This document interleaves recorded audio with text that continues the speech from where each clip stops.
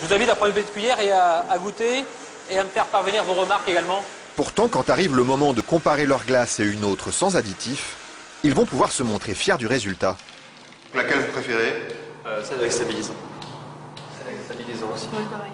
On dirait une vraie crème glacée. D'accord. Pour eux, il n'y a pas photo. Et pour le consommateur non plus. Mais que trouve-t-on exactement dans ces additifs qui permettent de fabriquer des produits light?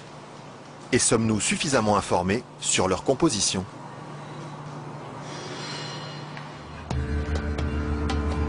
C'est à Vilvoorde, à quelques kilomètres de Bruxelles, que nous sommes allés chercher les réponses. Au bout de cette zone industrielle se cache une usine très discrète, filiale d'un des plus grands groupes chimiques européens.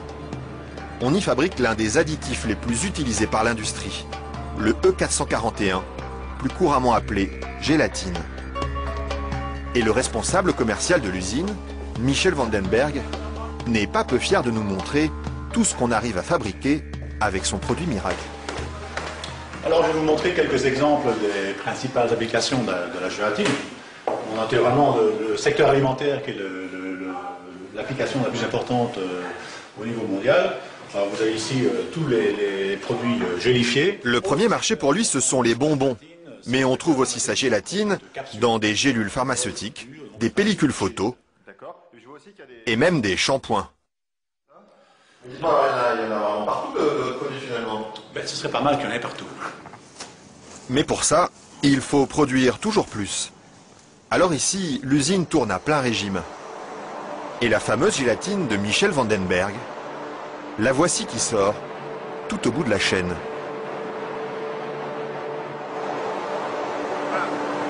Ça c'est la fameuse gélatine. Ça c'est la gélatine. Ce sont ces spaghettis qui collent aux doigts. Il faut à peu près 3 à 4 jours pour arriver jusqu'ici. De la préparation de la matière première jusqu'à le séchoir ici.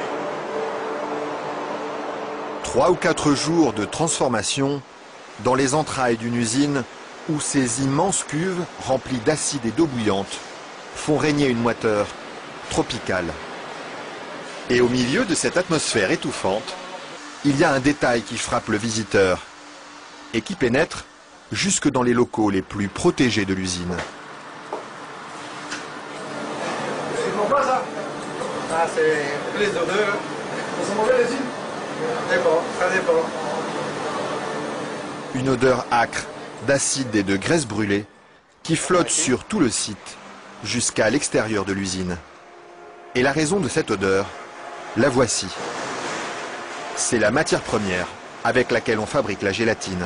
Ça c'est la matière première. Nous traitons donc la couenne, la peau de porc. D'accord. De la peau de porc qui arrive par palettes entières dans son usine. Une matière première qui ne lui coûte presque rien et qu'il achète dans toute l'Europe. Ceux-ci viennent de Hongrie. Ça vient de Hongrie, d'accord. Voilà. Et tous les jours, près de 150 tonnes de couenne de porc attendent dans ce hangar d'être dévorées par un monstre d'acier au nom évocateur, Dinosaurus.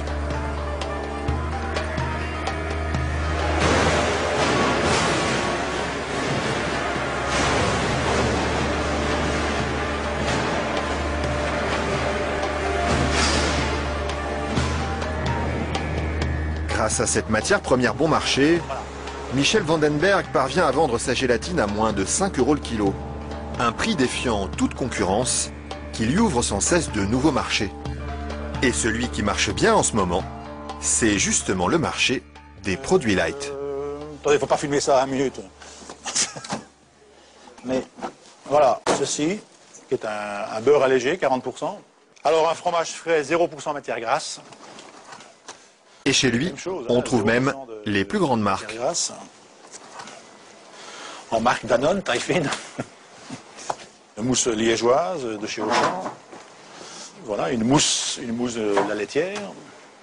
Alors un produit Weight Watcher, donc avec moins de matière grasse, donc pour stabiliser le produit, pour maintenir l'onctuosité des produits, on utilise la gélatine. Un produit que les industriels n'hésitent pas à utiliser en grande quantité.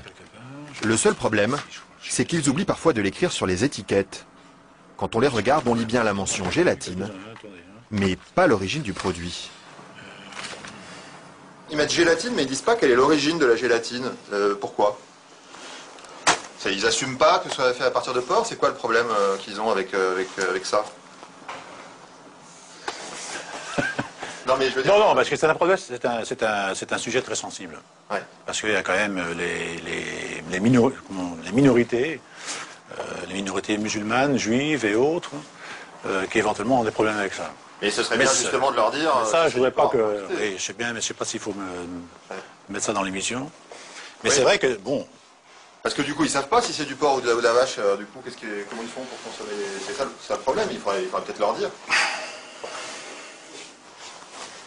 Une question qui laisse Michel Vandenberg sans voix et à laquelle aucune marque de l'agroalimentaire n'a souhaité répondre, malgré nos nombreuses sollicitations. À croire que la gélatine de porc est un sujet sur lequel il préfère rester discret.